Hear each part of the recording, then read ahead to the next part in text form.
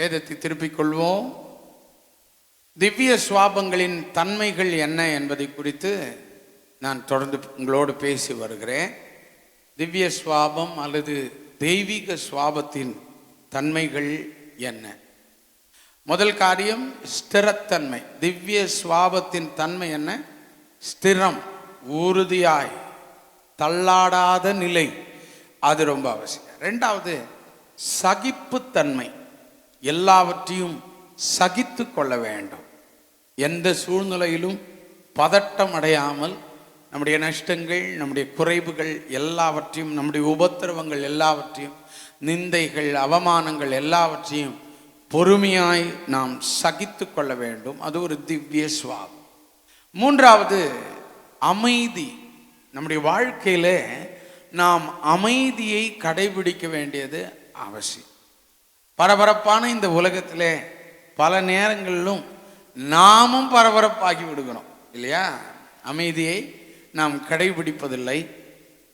அமைதியின் ஆண்டவர் நம்முடைய ஆண்டவர்.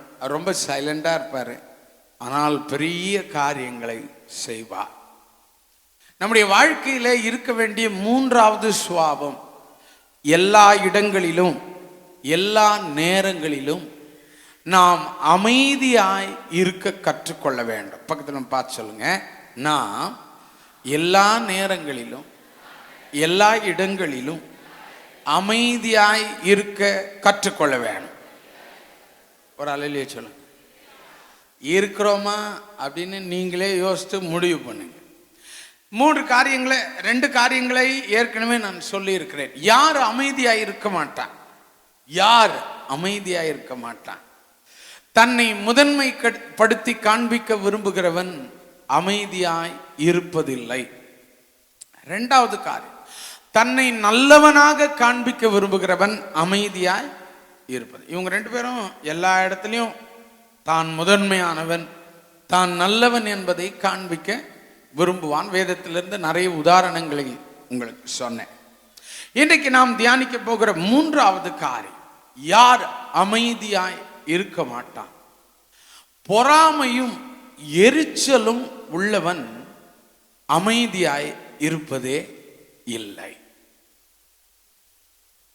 நான் இந்த பாயிண்ட் சொன்னாலே ஓரளவுக்கு உங்களால் யூகிச்சு புரிந்து கொள்ள முடியும். இருந்தாலும் பைபிள்ல இருந்து ஒரு சில உதாரணங்களை உங்களுக்கு முன்பாக வைக்க விரும்புகிறேன். பொறாமையும் எரிச்சலும் உள்ளவன் அமைதியாவே இருக்கவே மாட்டான். பொறாமையும் எரிச்சலும் அக்கா தங்கச்சி மாதிரி. பொறாமை இருக்கிற இடத்துல எரிச்சல் இருக்கும், எரிச்சல் இருக்கிற இடத்துல பொறாமை இருக்கும். அதை பிரிக்கவே முடியாது.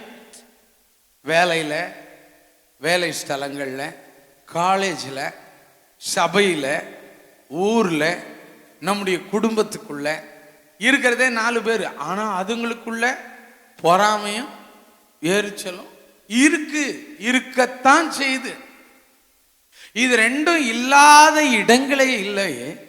இவைகள் எங்கே இருக்கிறதோ அங்கே பதட்டமான சூழ்நிலை நிலவும், அங்கே அமைதி இருப்பதே இல்லை. ஆண்டவர் இந்த உலகத்தில் வாழ்ந்தப்ப யார் மேலேயும் பொறாமப்படலை. ஆண்டவருக்கு போட்டியா ஒருத்தர் ஊழியம் செய்தார். யாரு? போட்டினா போட்டி போட்டு ஊழியம் செய்யல. அவரை மாதிரியே மறுபக்கத்தில் யோவான் அப்படின்னு ஒரு யோவான் ஸ்நானகன் இயேசுவுக்கு வழியை ஆயத்தம் பண்ண அவர் ஊழியம் செய்துகிட்டு இருந்தார்.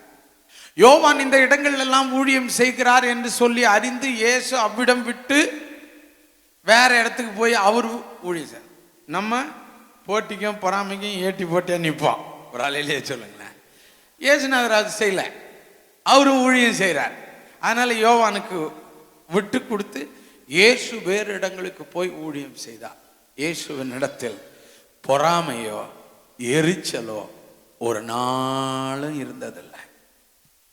அவர் யாரு மேலேயும் பொறாமப்பட மாட்டார். ஆனா அவருடைய சீஷர்களுக்குள்ள இருந்துச்சு, எவன் பெரியவன், நீ பெரியவனா நான் பெரியவனா, இதெல்லாம் இருந்துச்சு.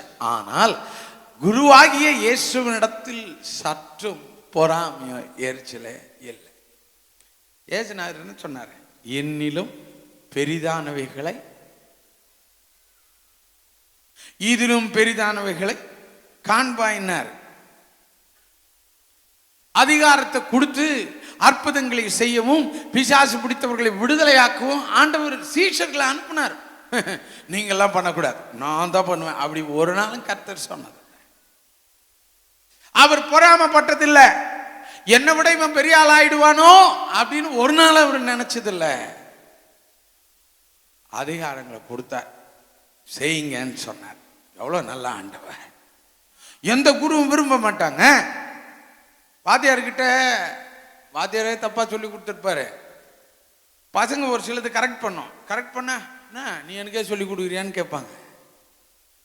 தேவைப்பட்ட சொல்லி கொடுத்தாங்க ஆகணும். அதை அக்செப்ட் பண்ணிக்கொள்ள வேணும். ஒரு அலையிலேயே சொல்லுங்க ஹல்லேலூயா. யார் அக்செப்ட் பண்ண மாட்டேன்? பொறாமையும் எரிச்சலும் உள்ளவன். நிறைய டீச்சருங்க, நம்ம டீச்சருங்களை விட உயர்ந்த ஒரு இடத்துக்கு போயிட்டோன்னா பெருமையாக சொல்லுவாங்க. நல்ல தாய் உள்ளம் கொண்ட டீச்சர்ஸ் என்கிட்ட படித்தாங்க, இன்னைக்கு பெரிய ஆளாக இருக்கிறான், கலெக்டராக இருக்கிறான், டாக்டராக இருக்கிறான். சொல்ல முடியாது. டீச்சரே அந்த டாக்டர்கிட்ட போய் ட்ரீட்மெண்ட் பார்க்க கூட செய்வாங்க. ஒரு சிலர் இருக்கிறாங்க, என்கிட்ட படித்தேன், அவங்ககிட்ட போய் நான் பல்ல பிடுங்கணுமா? நான் வேற எங்கன்னா பல்ல பிடிங்கிறேன். அப்புறம் அவன் பல்லையும் சதையும் சேர்த்து பிடுங்கி பெரும்பாடாயிடும். பவுல் அழகாயிச்சான். சந்தோஷப்படுகிறவனே அழுகிறவர்களே. அழறவங்க கூட அழுதுருவோம், ஆனால் சந்தோஷப்படுறவங்களோட நம்ம என்ன பண்ண மாட்டான். அது ரொம்ப கஷ்டம். அழணுமா கட்டி பிடிச்சு ஒப்பாரி வச்சு நம்மளை சொல்ல வேணாம். அடிக்கடி நான் சொல்லுவேன், அட்டகாசமா நடிப்போம். ஆனா சந்தோஷப்படுற ஒருத்தரும் சிரிக்கிற மாதிரியே இருப்போம். ஆனா உள்ள அப்படியே சொல்லுங்க, உள்ள புகையும் புகையும், உள்ள எரிச்சலா இருக்கும்.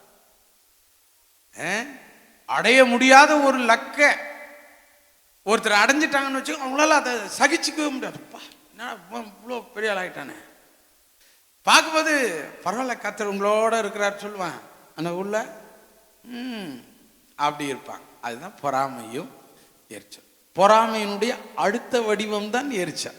பொறாமப்பட்டு பட்டு பட்டு பட்டு அது முடிவில் என்னவா மாறிடும்? எரிச்சலா மாறிடும்.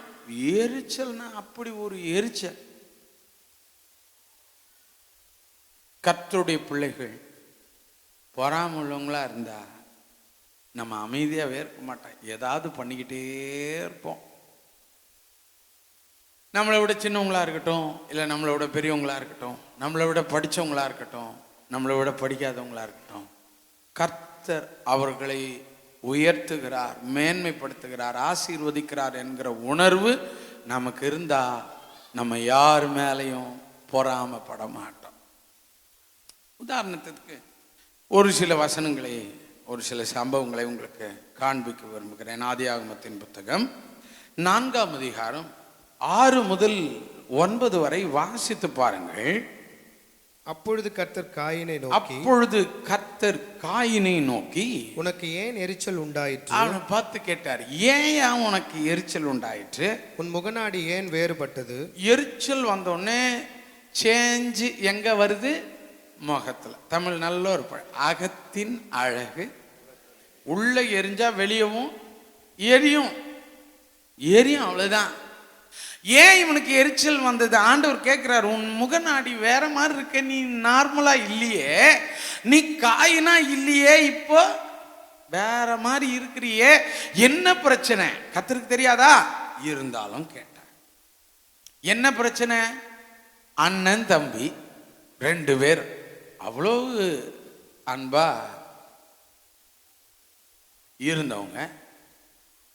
பெரியவன் இந்த காயின் விவசாயி, தம்பி ஆடு மாடு மேய்க்கிறவன். பலி செலுத்தினாங்க 2 பேரும். அவனும் பலிதான் செலுத்தினான், இவனும் பலிதான் செலுத்தினான். ஒருவனுடைய பலி அங்கீகரிக்கப்பட்டது. தம்பி காயினுடைய ஆபேலுடைய பலி கர்த்தர் அங்கீகரிச்சார். காயினுடைய பலிய கர்த்தர் அங்கீகரிக்கல. காயின் என்ன பண்ணா? காய்கறியில பலி செலுத்தின. தம்பி ஆட்டை கொண்டு வந்து பலி செலுத்தினா, காய்கறிகளை பலி செலுத்தினான். கர்த்தர் ஆண்டவர் சொன்னது என்ன? ரத்தம் சிந்துதல் இல்லாமல் பலியில கட்டாயமா ரத்தம் சம்பந்தப்பட்ட ஒரு உயிரினம், அதுவும் இதுதான் பலி செலுத்தணும், இது பலி செலுத்தக்கூடாதுன்னு ஆண்டவர் நியமிச்சு வச்சிருந்தார்.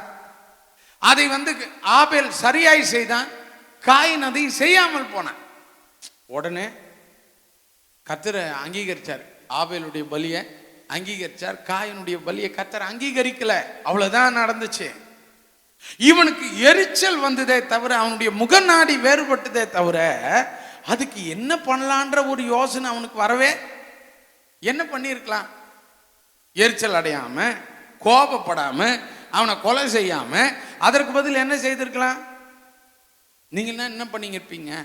ஒரு பேக் நிறைய, நம்ம கிட்ட நிறைய காய்கறி இருக்கா, 2 மூட்டை கத்திரிக்காய், 2 மூட்டை வெண்டைக்காய், வெங்காயம், தக்காளி, தான் விளைவிச்ச எல்லாத்தையும் ஒரு பெரும் பகுதியை எடுத்துட்டு போய் தம்பிக்கிட்ட கொடுத்து, தம்பி என் பலி அங்கீகரிக்கப்படலை, இந்த காய்கறி எல்லாம் உனக்கு தரேன், எனக்கு 2 நல்ல ஆட்டை கொடு, நான் கொண்டு போய் பலி செலுத்தணும். அவ்வளவுதான், முடிஞ்சு போச்சு. இதை ஆபேல் காயின் செய்து ஆண்டவருக்கு முன்னால நின்று இருந்தா அவனுடைய பலியும் கர்த்தர் அங்கீகரிச்சிருப்பார். வேதம் சொல்லுகிற தேவன் பட்சபாதம் உள்ளவர் அல்ல. சரியா செய்தா நாம் தக்க பலனை அடைவோம். நம்புறீங்களா இல்லையா? சரியா செய்தா அதற்குரிய பலன் நமக்கு நிச்சயம் கிடைக்கும். ஆனால் வேதம் சொல்லுகிறது, உனக்கு ஏன் எரிச்சல் உண்டாயிற்று, உன் முகநாடி ஏன் வேறுபட்டது. இப்போ ஆபேல் அவன் பாட்டுக்கு மந்தையை மேய்க்கிறான், நிம்மதியா இருக்கிறான். இவன் இப்போ அலைய ஆரம்பிக்கிறான். இவனை எப்படி கொல்லலாம், இவனை எப்படி அழிச்சிடலாம். தன் மனதிற்குள்ளே தீர்மானம் பண்ணி அவனாண்ட நைஸா பேசி எப்படியோ அவனை எங்க கொண்டு போயிட்டான். ஹலோ, எங்க கொண்டு போயிட்டான்? கொண்டு போய் கதையை முடிச்சிட்டான். இப்பதான் ஆண்டவர் கேட்கிறாரு, ஆபேல் எங்கே?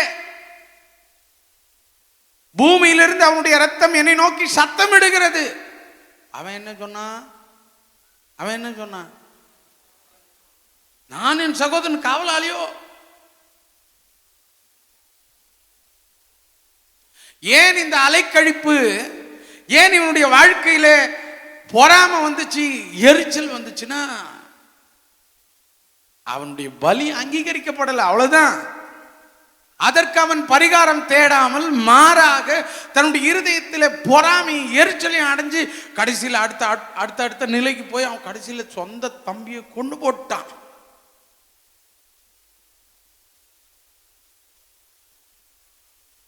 நாம் அங்கீகரிக்கப்படாத இடங்களிலெல்லாம் நாம் எரிச்சலும் பொறாமையும் அடைகிறோம்.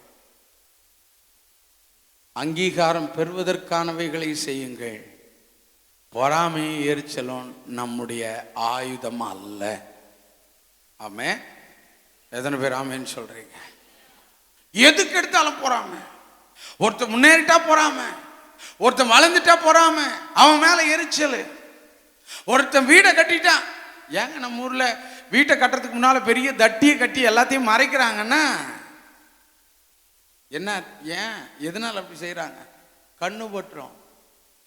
ஒரு சிலர் கண்ணு பட்டாலே போச்சு, அதனால தான் மறைக்கிறாங்க. நம்ம ஆண்டவருக்குள்ள இருக்கிறதுனால விசுவாசத்தில் ஆண்டவர் மேல பாரத்தை போட்டு நம்ம பாட்டுக்கு வீட்டை கட்டுறோம். என்கிட்ட சொன்னாங்க, சர்ச்சை கட்டுறீங்களே ஃப்ரண்ட் எல்லாம் மறைச்சிருங்க. எத்தனை பேர் வந்து சொன்னாங்க? அது அல்ல. யாரையும் எதை குறித்தும் நாம் நம்முடைய உள்ளத்தில் பொறாமையோ எரிச்சலோ கொள்ளவே கூடாது. ஒன்றை மாத்திரம் நீங்கள் மனதில் வைத்துக் கொள்ளுங்கள். நீங்கள் பொறாமையும் எரிச்சலும் பட யார் மேல பொறாமப்படுறீங்களோ அவங்க வளர்ந்து போயிட்டே இருப்பாங்க. அதுவும் உங்க கண்ணு முன்னாலேயே நடக்கும், நம்ம கண்ணு முன்னாலேயே நடக்கும். அவங்க வளர்ந்துட்டு போயிட்டே இருப்பாங்க. நான் எரிச்சல் அடைஞ்சு நான் அதே நிலையில் இருப்பேன். என் வாழ்க்கையில் ஒரு முன்னேற்றம், பொருளாதாரத்தில் பெருக்கம், வளர்ச்சி, ஒரு ஒரு செழிப்பு என் வாழ்க்கையில் வரவே வராது. சந்தோஷப்படுகிறவர்களே சந்தோஷப்பட்டு பாருங்கள். உங்களுக்கும் சந்தோஷமான நிகழ்வுகள் உங்க வாழ்க்கையில நடக்கும். ஆமென். கர்த்தர் அதைத்தாங்க சொல்றாரு. நீ ஏன் பொறாமப்படுற? நீ ஏன் எரிச்சல் அடைகிற? ஏன் முகநாடி வேறுபடுகிறது? யாருடைய அங்கீகாரங்களிலும் நாம் ஒரு நாளும் பொறாமப்படவே கூடாது. நமக்கு அங்கீகாரமே கிடைக்கலன்னா அதுக்கு என்ன வழின்னு தேடணுமே தவிர ஒரு நாளும் நாம் மற்றவர்களுடைய சந்தோஷத்தில், மற்றவர்களுடைய வளர்ச்சியில, மற்றவர்களுடைய முன்னேற்றத்துல நாம பொறாமப்படவே கூடாது.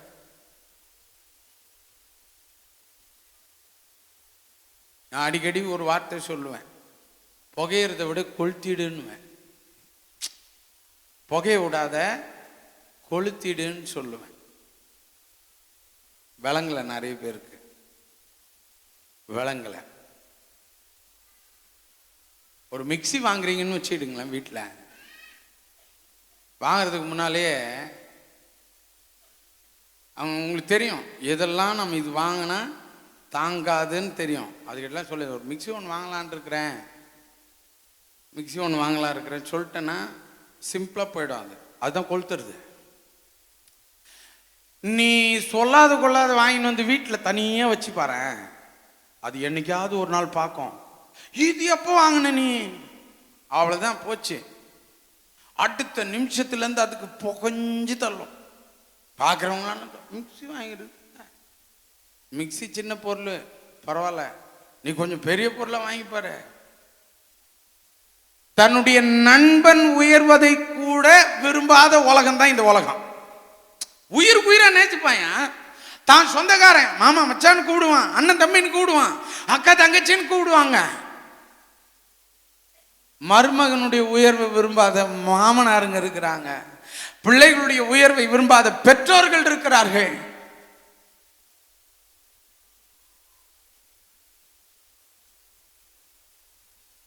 அல்லேலூயா. இல்லை, உயர்வுகளை மற்றவர்களிடத்தில் நீங்கள் காணும் பொழுது அவர்களோடு இணைந்து சந்தோஷப்படுங்க. அது உங்களுடைய உயர்வுக்கான வழியாய் மாறும். ஆமே. பொறாமையும் எரிச்சலையும் கொண்டீங்கன்னா நீங்க அப்படியே இருப்பீங்க. உங்க கண்ணு முன்னால நீங்க யார் மேல் பொறாமை கொள்ளுகிறீர்களோ அவர்கள் உயர்ந்து கொண்டே இருப்பார்கள். எனக்கு தாவீது பத்தி பைபிள் சொன்ன ஒரு வார்த்தை, தாவீது வர வர யாருக்கு முன்னால சவுல் பொறாம கொண்டான், எரிச்சல் கொண்டான். 1 சாமுவேல் 18ஆம் அதிகாரம் 6 முதல் 9 வரை வாசித்து பாருங்கள். தாவீது கோலியாத் என்னும் பெலிஸ்தனை கொண்டு திரும்பி வந்த பின்பு ஜனங்கள் திரும்ப வரும்பொழுதும் ஸ்திரீகள் இஸ்ரவேலின் சகல பட்டணங்கள் இருந்தும் ஆடல் பாடலுடன் புறப்பட்டு மேளங்களோடும் கீத வாத்தியங்களோடும் சந்தோஷமாய் ராஜாவாகிய சவுலுக்கு எதிர்கொண்டு வந்தார்கள். சந்தோஷமாக ராஜாவாகிய சவுலுக்கு எதிர்கொண்டு வந்தார்கள். நல்லா கவனிக்கணும். தாவீது கோலியாத்தை கொன்றான். கொன்ற உடனே அவனுடைய தலையை வெட்டி கையில பிடிச்சுக்கிட்டு அப்படியே எருசலேமுக்கு வர்றான். வர்றத இந்த ஸ்திரீகள் பார்த்து அவ்வளவுதான், கையில டாமரின் மேலதாளங்கள் எல்லாத்தையும் எடுத்துக்கிட்டு ரோட்டுக்கு வந்துட்டாங்க. இவ்வளவு நாள் சிம்ம சொப்பனமாய் அவர்களை கலங்க பண்ணி கொண்டிருந்த, அவர்களை பயமுறுத்தி கொண்டிருந்த அந்த கோலியாத்தை செத்து போனான் என்கிற செய்தி அவர்களுக்கு கேட்ட உடனே அவன் நடக்க நடக்க அவன் பக்கங்களிலே ஸ்திரீகள் ஆடி பாடி சொன்னாங்க, சவுல் கொன்றது 1000, தாவீது கொன்றது 10,000. போச்சு போ. இதை யாருக்கு முன்னால பாடினாங்களா? முந்தின வசனத்துல இருக்கு பாருங்க. அப்படி பாடி சவுலுக்கு எதிர்கொண்டு வந்தார்கள். தாவீதுக்கு எதிர்கொண்டு வந்திருந்தா கதை முடிஞ்சு போயிருக்கும். சரி, ஏதோ அவனுக்கு முன்னால பாடினாங்க போனாங்கன்னு. இத பாடிக்கிட்டு யார் எதிர வராங்க? 8வது வசனம் சொல்லுது பாருங்க. அந்த வார்த்தை சவுலுக்கு விசனமாயிருந்தது. பொறாமை எரிச்சல வந்துச்சுன்னா விசனம் வந்துடும், ஒரு கவலை ஆயிடும். நமக்கு ஒரே கவலை ஆயிடும். முன்னேற்றானே, அவன் ஜெயிச்சிட்டானே, அவன் வளர்ந்துட்டானே, விசனம் ஆயிற்று. அவன் மிகுந்த எரிச்சல் அடைந்து, தாவீதுக்கோ 10,000 எனக்கோ 1000 கொடுத்தார்கள், இன்னும் சிங்காசனம் மட்டும்தான் எனக்கு இருக்கிறது, குறைவா இருக்கிறதுன்னு சொல்லி அன்று முதல் தாவீதை காய்மகாரமாய் பார்த்தான். தன்னால யுத்தம் பண்ணி ஜெயிக்க முடியல, போய் பதுங்கிட்ட. அவன் சத்தம் போடுறான், இஸ்ரவேலில் ஒருவனை தெரிந்து கொள்ளுங்கள், அவன் என்னோடு யுத்தம் பண்ணட்டும். அவன் ஜெயிச்சிட்டானா நாங்கெல்லாம் உமக்கு அடிமை, நான் ஜெயிச்சேன்னா நீங்களாம் எனக்கு அடிமைன்னு சொல்லும்ப. ராஜாவாகிய சவுல் எல்லா ஜனங்களை காட்டிலும் உயரமானவன், பலத்தவன். அவனால என்ன பண்ண முடியல? யுத்தம் பண்ண முடியல. அவன் நாட்டில் சாதாரணமான ஒரு எளிமையான வேலையை செய்து, ஆடு மேய்க்கிற வேலையை செய்துகிட்டு இருந்த இந்த தாவீது அவனை எதிர்த்து யுத்தம் பண்ணி ஜெயித்து திரும்பி வந்த பொழுது இவன் பாடலாம் சொல்ல, என்னை குறித்து பாடுங்க, நான் கொன்றது 1000, சவுல் கொன்றது, நான் கொன்றது 10000, சவுல் கொன்றது 1000 பாட சொன்னானா? இல்லைங்க, புகழ்ச்சி ஆட்டோமேட்டிக்காக அவனை தேடி வந்துச்சு. தாவீது எந்த இடத்துலையும் தன்னை காண்பிக்க விரும்பவில்லை. ஜனங்க பாட்டாங்க. சவுல் தாவீதின் மேல் எரிச்சல் கொண்டார். நடந்தது என்ன? தாவீது வர வர பலத்தான், சவுல் வர வர பலவீனப்பட்டு போனான். அவ்வளவுதான்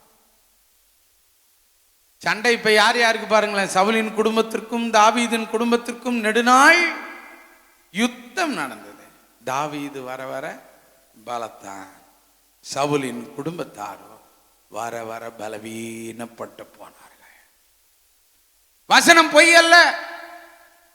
நீங்கள் பொறாமையை எரிச்சலும் கொள்ளுவீர்களானால் உங்க கண்களுக்கு முன்பாக யார் மீது பொறாமை கொள்ளுகிறீர்களோ அவர்கள் வளர்ந்து கொண்டே இருப்பார்கள், அவர்கள் பெருகி கொண்டே இருப்பார்கள்.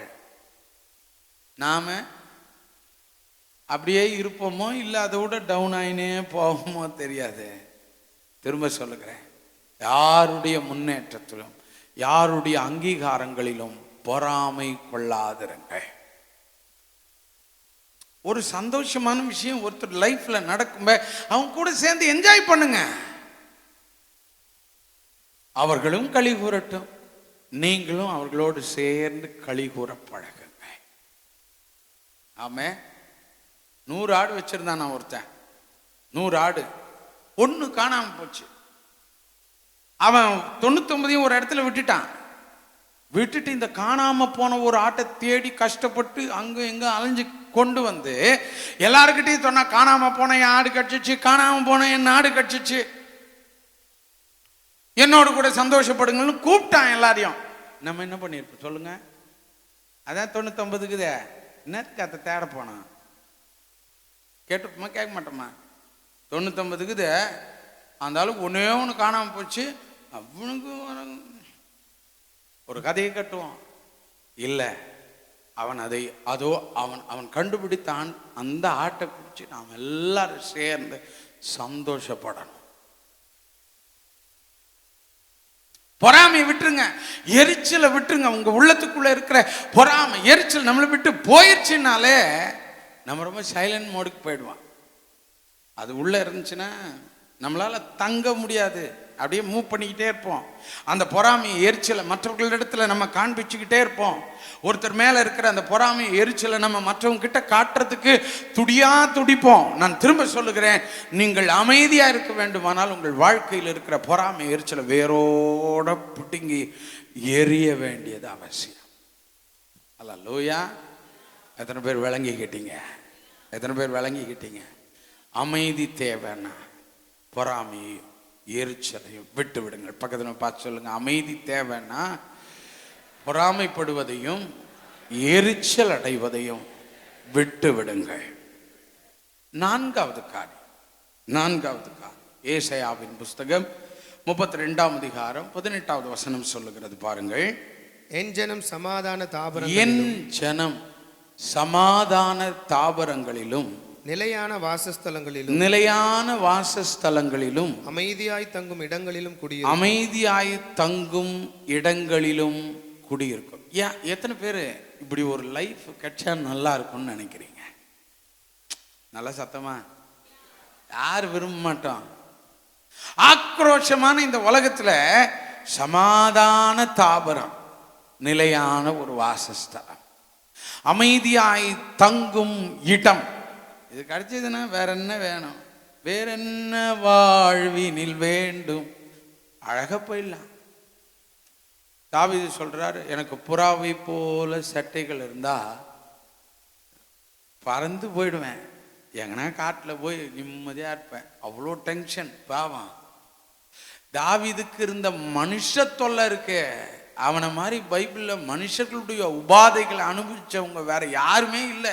அவன் ஒரு கட்டத்தில் இப்படி சொல்லவே ஆரம்பிச்சிட்டான், எனக்கு புறாவை போல சிறகுகள் இருந்தால் நான் ஏன்னா பறந்து போயிடுவேன். இல்லையே, நம்ம நினைச்சிருக்கோம்ல பல நேரத்தில், என்னத்துக்குடா இந்த குப்பையில கிடந்து உருளுவான, ஏன்னா போயிட்டா நல்லா இருக்கும், நிம்மதியா இருக்கும். தாவீது சொன்னான், அவ்வளவு பிரச்சனைகளை மனிதர்களிடத்தில் அவன் அவன் அவன் பார்க்கிறான், அவன் அனுபவிக்கிறான். முடிவு சொல்றான், போயிட்டா நல்லா இருக்கும்.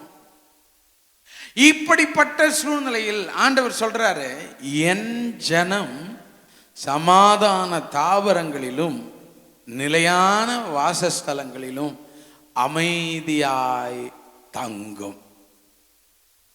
இப்ப அப்படியே அந்த வசனத்தை திருப்பி போடுங்க. இந்த உலகத்துல 2 பேர் ஜனங்களை தன் வசப்படுத்துகிறார்கள். ஒன்னு ஆண்டவர், இன்னொன்னு பிசாசு. தனக்குன்னு ஒரு கூட்டத்தை அவன் தயார் பண்ணிக்கிட்டே இருக்கிறான். இன்னும் ஒரு படி மேல சொல்லணும்னா, ஆண்டவர் பட்சத்தில் நிற்கிறவங்க கம்மி, பிசாசு பக்கம் நிற்கிறவங்க நிறைய பேர். ஆமாவா இல்லையா? இல்லையா? நமக்கே தெரியும். ஆண்டவர் பட்சத்தில் நிற்கிறவங்க ரொம்ப கம்மி, ஆனா பிசாசு நிறைய பேரை வசப்படுத்து. ஒரே ஒரு காரணம் தான், கட்டாயப்படுத்தி தள்ளிட்டு போயிடுவான். ஆண்டவர் கட்டாயப்படுத்த மாட்டார், விருப்பம்னா வா, இல்லாட்டு கடை அப்படின்னு விட்டு போயிடுவார். ஆமேன்னு சொல்லுங்க. ஆண்டவர் மனுஷனுக்கு சுய மரியாதையை கொடுத்திருக்கிறார். இப்ப நாம யார் 2 பேர்ல யார்கிட்டயாவது ஒருத்தர்கிட்ட தான் இருக்க முடியும். ஒண்ணு ஆண்டவருடைய கைக்குள்ள இருக்கணும், இல்லைன்னா சாத்தானுடைய கைகள். ஆண்டவர் சொல்றாரு, என் ஜனம் என்றால் என் கைக்குள் இருக்கிற ஜனங்கள் சமாதான தாபரங்களிலும் நிலையான வாசஸ்தலங்களிலும் அமைதியா. இப்ப பிசாசின் கையில் இருக்கிறவர்கள் சமாதானம் இல்லாமல், நிலையான வாசஸ்தலம் இல்லாமல், அமைதி இல்லாத இடத்துல வாசம் பண்ணும். இப்ப யாரும் அமைதியா இருக்க மாட்டாங்க சொல்லுங்க? சாத்தானுடைய கட்டுப்பாட்டில் இருக்கிற ஒரு மனிதன் அமைதியாய் இருப்பதே இல்லை. நம்ம இயக்குவது யார்? நம்மளை யார் டிரைவ் பண்றா? லோ பல நேரங்களில் நம்ம நினைக்கிறது என்ன, ஆண்டவர் தான் நடத்துறார். உண்மையாவே நம்ம ஆண்டவருடைய கட்டுப்பாட்டுக்குள்ள தான் இருக்கிறோமா அப்படின்னா அவரவருக்கு தான் தெரியும், ஆண்டவருக்கு தான் தெரியும். என்னை இயக்குவது யார்? என் ஆண்டவர் என்னை இயக்கினார், என் வாழ்க்கையில் அமைதி இருக்கும்.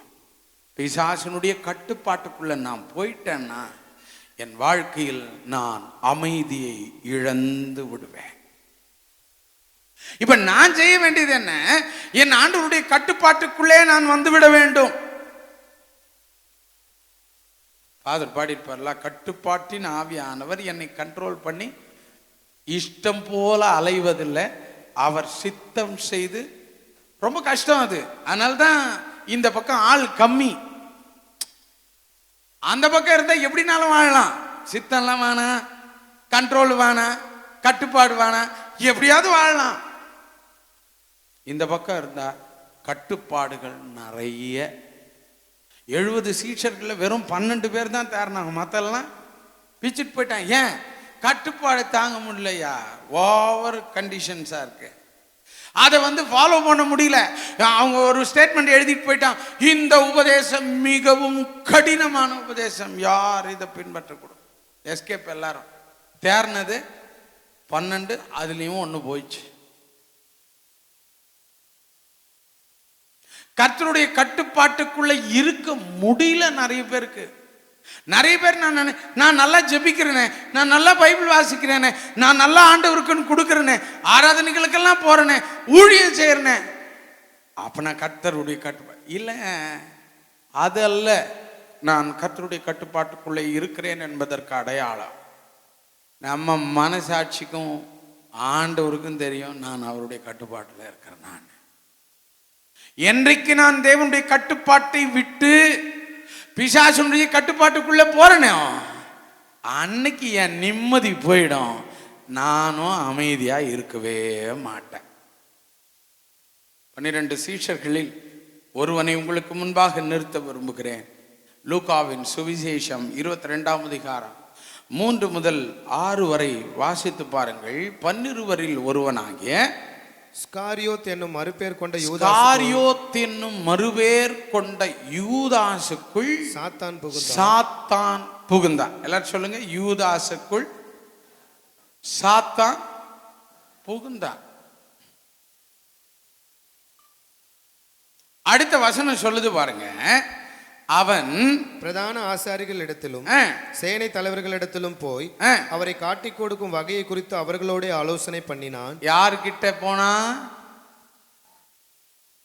போனா?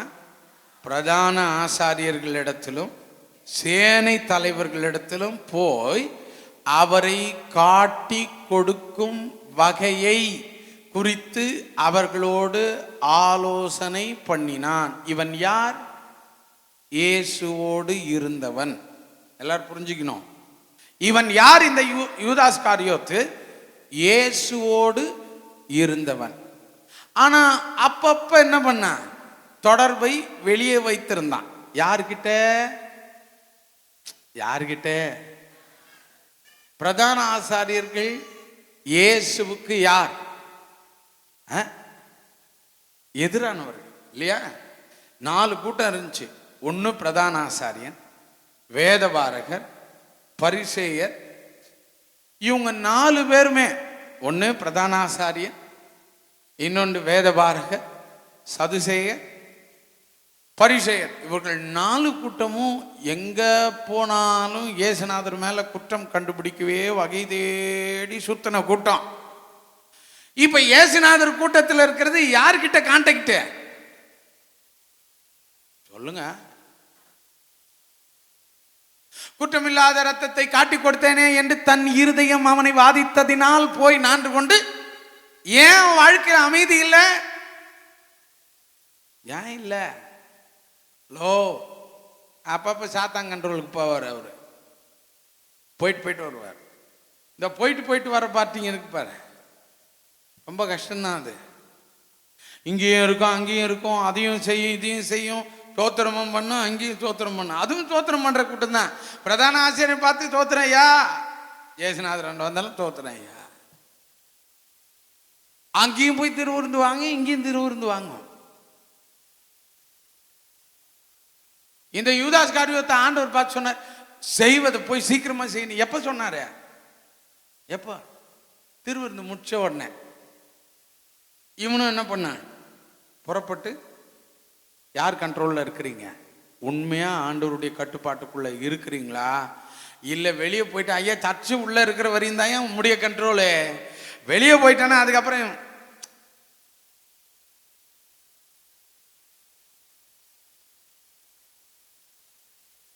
பூனை பார்த்தீங்கன்னா சாப்பாடு வேணும்னா வாழை சுட்டிட்டு அமைதியாக வந்து நம்ம பக்கத்தில் உட்காந்துருக்கோம்.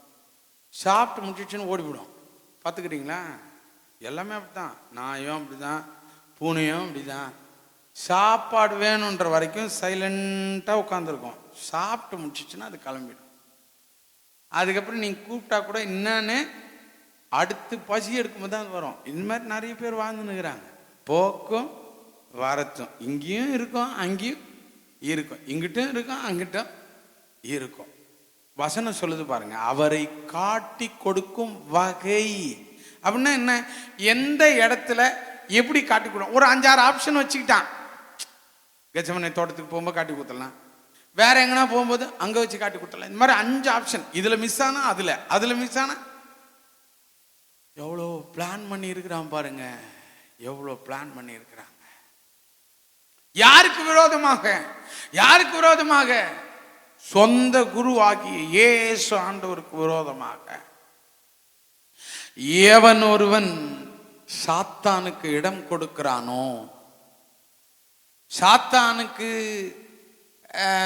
இடம் கொடுத்து தன்னை அவனுடைய கட்டுப்பாட்டுக்குள்ள யார் விட்டுறாங்களோ அவங்க அமைதியா இருக்கவே முடியாது. இப்படிதான் அங்கேயும் இங்கேயும் ஓடிக்கிட்டே இருப்பான். கடைசியில மனசு வாதிச்சு அவன் நிம்மதி போச்சு. அவனுக்கு இருந்த அமைதி, இயேசுநாதர் கூட இருந்த 11 சீஷர்கள் நிம்மதியா இயேசுநாதர் கூடவே இருக்கிறாங்க. இயேசுநாதர் கூடவே இருக்கிறாங்க. ஆனா ஒருத்தனுக்கு மட்டும் நிம்மதி போயிடுச்சு. காரணம் என்ன? அவன் பிசாசனுடைய கட்டுப்பாட்டுக்குள்ள அடிக்கடி போயிட்டு வந்தான். திருவுருந்தான், இயேசுநாதர் கூட இருந்தான், அற்புதங்களை செய்ய சொன்னா அவனும் செய்தான். எல்லாம் உண்மைதாங்க. ஆனா அவன் சாத்தானுடைய கட்டுப்பாட்டுக்குள்ளதான் இருந்திருக்கிறான். பைபிள் சொல்லுது அவன் திருடனாய் இருந்தபடினாலும். அது அப்பப்போ திருடும் பொழுது எங்க படிங்க அத. அவன் தரித்திரரை குறித்து கவலைப்பட்ட. ஒரு நாள் மார்த்தாள் மரியாளுடைய வீட்டில் இயேசுநாதர் போய் சாப்பிட போனார். லாசர் வீட்டுக்கு அடிக்கடி போவார் இல்லையா? போனா இவர் அங்கேருந்து ஒரு கமெண்ட் கொடுக்குறார். அங்கே மரியாள் இயேசுனுடைய பாதத்தில் நளதம் என்னும் தைலத்தை உடைச்சி பாதத்தில் ஊற்றிட்டு தன்னுடைய தலைமயிரினால் அதை துடைத்தாள். அப்போ இவர் அங்கே ஒரு ஸ்டேட்மெண்ட் கொடுக்குறார். என்ன சொல்றாருன்னா, அவன் தரித்திரரை குறித்து கவலைப்பட்டு இப்படி சொல்லாமல் அவன், நான் நினைக்கிறேன் உள்ள வரும்போதே திருடனா தான் உள்ள வந்துக்கிறான். அதனால தான் இயேசுநாதர் பணப்பையை அவங்ககிட்ட கொடுத்தாரு. நான் நினைக்கிறேன் பணப்பையை சுமக்கும் போது அப்பப்போ ஆட்டை போடுவானோன்னுமோ. ஆண்டவர் அவனை அடையாளப்படுத்தும் பொழுது அவன் திருடனானபடினாலும் பணப்பையை வைத்துக் கொண்டு அதிலே போடப்பட்டதை சுமக்கிறபடினாலும் இப்படி சொன்னான். இவர் சொல்றாரு, என்ன சொல்றாரு? இந்த தைலத்தை விற்று தரித்திரருக்கு கொடுத்திருக்கலாமே, இது இந்த வீண் செலவு என்னத்துக்கு?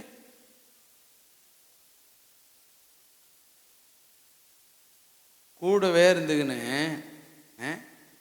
இது 30 வெள்ளி காசுக்கு இயேசுநாதரை காட்டி கொடுக்க பிளான் பண்ணுது. ஆனால் சொல்றது என்ன? இதை வித்து தரித்திரருக்கு இந்த வீண் செலவு எதுக்கு? ஏன் இந்த தைலத்தை உடைக்கணும்? அதுவும் பாதத்தில் பூசினா. இவர் அங்க 11 பேர் அமைதியா இருக்கான். திரும்ப சொல்லுகிறேன் அவன் பிசாசனுடைய கட்டுப்பாட்டுக்குள்ள இருந்ததுனால தான் அவன் ஆண்டவரை விட்டு தூரம் போக வேண்டியது வந்துச்சு. அவனுடைய வாழ்க்கை அமைதியை இழந்தது. ஹலோ,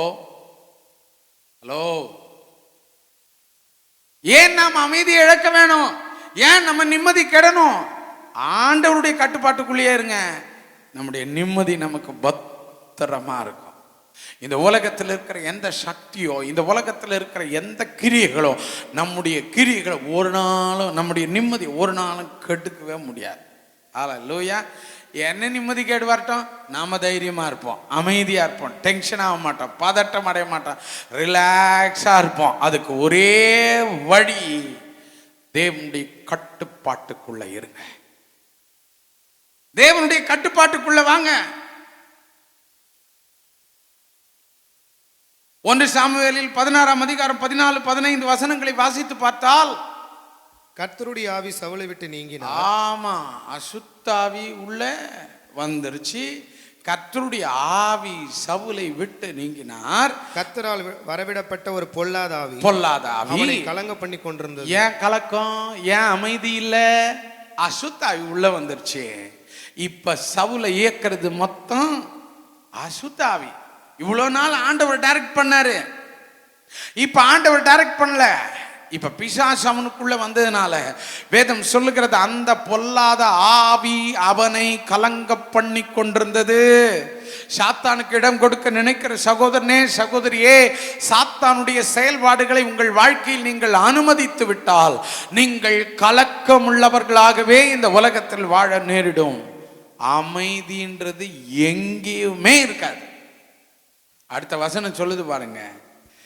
அப்பொழுது சவுலின் ஊழியக்காரர் அவனை நோக்கி, தேவனால் விடப்பட்ட ஒரு பொல்லாத ஆவி உம்மை கலங்க பண்ணுகிறது. இப்ப யார் வேணும்? பேய ஓட்டணும். யாருக்கு உள்ள இருந்து பேய ஓட்டணும்? இஸ்ரவேலை நடத்தின ஒரு முதல் ராஜாவுக்குள்ள இருந்து அசுத்தாவி எங்க போனோம்? எவ்வளவு மோசமான நிலைமை பார்த்தீங்களா? பிசாசு உள்ள வந்துட்டான்னாலே எவ்வளவு பெரிய மனிதனாயினும், எவ்வளவு உயர்ந்தவனா இருக்கட்டும், படிச்சவனா இருக்கட்டும், மேதாவியா இருக்கட்டும், அவன் எல்லாம் உடையவனா இருக்கட்டும், அவன் நிலைமை பரிதான். ஒரு மனுஷனை வாழ்க்கையை நாசப்படுத்துவதுதான் பிசாசுனுடைய வேலை. நான் ஏன் அந்த அசுத்தாவினுடைய கட்டுப்பாட்டுக்குள்ள இருக்க வேணும்? நான் வெளியே வரணும். எத்தனை பேர் விரும்புறீங்க? என் ஆண்டவருடைய கட்டுப்பாட்டுக்குள்ள நான் வர விரும்புகிறேன். ஒரு கம்ப்யூட்டர் இருக்குன்னா மவுஸ் இருக்கு, அது ஒன்று போதும் அந்த முழு கம்ப்யூட்டரையும் கண்ட்ரோல் பண்ணும். என் மவுஸ் கர்த்தருடைய கையில் இருக்கணும். அது சாத்தான் கையில் இருந்துச்சுன்னா அவன் அதில் சினிமா பாட்டு போடுவான், சினிமா பார்ப்பான், இல்லை அசுத்தங்களை பார்ப்பான், அசுத்தங்களை கேட்பான், அதுக்கு அதை யூஸ் பண்ணுவான். அது கர்த்தருடைய கண்ட்ரோலில் இருந்துச்சுன்னா அதில் தெய்வீகமான காரியங்கள் மட்டுமே இடம்பெறும். ஆமாம். எத்தனை பேர் விரும்புகிறீங்க? எனக்கு ஒரு ஹார்ட் டிஸ்க் இருக்கு, எல்லாத்தையும் ஸ்டோர் பண்ணுற ஒரு இடம், எல்லாத்தையும் நிரப்புகிற ஒரு இடம், அது என்னுடைய இருதயம். நான் கர்த்தருக்குள்ளிருந்தால் அது கர்த்தருக்குள்ளானவைகளை மாத்திரம் எனக்குள்ளே கொண்டு வரும். அது என் வாழ்க்கைக்கு ஒரு பெரிய நிம்மதியை தரும். தாவீது சொல்லுகிறார், கர்த்தர் என் மேய்ப்பராக இருக்கிறார், நான் தாழ்ச்சி அடையேன். ஏன் தாழ்ச்சி?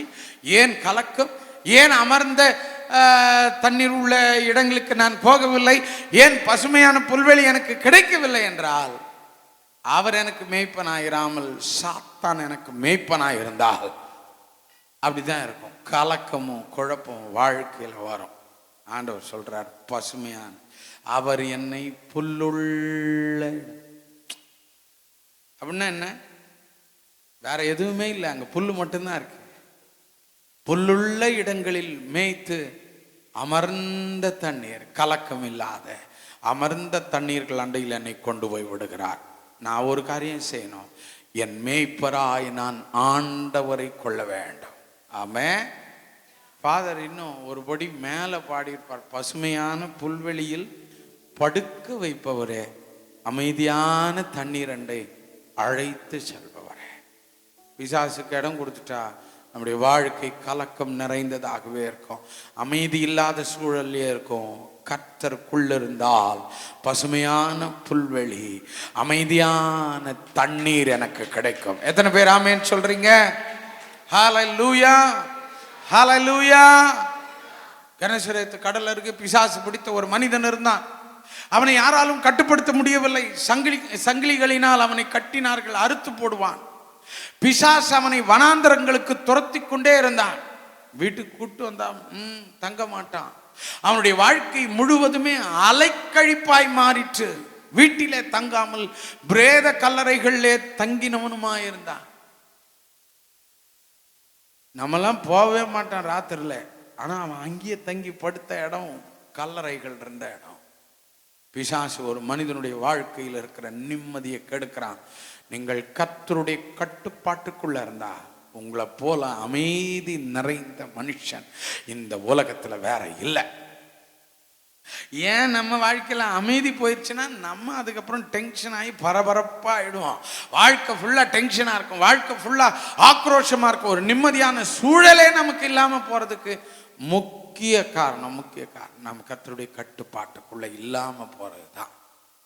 எத்தனை பேர் இந்த நாள்ல ஆண்டவருடைய கட்டுப்பாட்டுக்குள்ள நான் வர விரும்புறேன்? என்னை ஆளுகை நோவா பழையில 2 பறவைகளை மென்ஷன் பண்றார். ஒன்று காகம், அது போக்கும் வரத்துமா இருந்துச்சு. ஆனா ஒண்ணு புறா, அது போச்சு, ஒரு ஒலிவேலை பறிச்சிட்டு வந்து நோவாவுக்கு காண்பித்தார். அது அவன் கண்ட்ரோல்ல இருந்துச்சு, சொன்ன வேலையை செய்துச்சு. ஒன்னு அனுப்புனா அது ஒலி வேலையை எடுத்துன்னு வரல, ஒன்று எடுத்துன்னு வரல, அது போச்சு வந்துச்சு, போச்சு வந்து. இதுதான் பேழை. இதுக்குள்ள நீங்க எப்படி இருக்கிறீங்க? போக்கும் வரவுமா இருக்கிறீங்களா?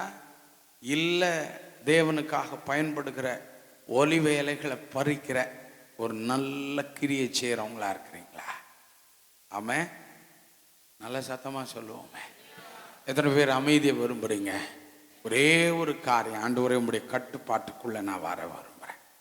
4 காரியங்கள் உங்களுக்கு முன்னால் சொல்லியிருக்கிறேன். 1, தன்னை முதன்மைப்படுத்தி காண்பிக்க விரும்புகிறவன் அமைதியாக இருப்பதே இல்லை. தன்னை நல்லவனாக காண்பிக்க விரும்புகிறவன் அமைதியாக இருப்பதில்லை. பொறாமையும் எரிச்சலும் உள்ளவன் அமைதியாக இருப்பதில்லை. பிசாசினுடைய கட்டுப்பாட்டிற்குள் இருக்கிறவன் அமைதியாக இருப்பதே இல்லை.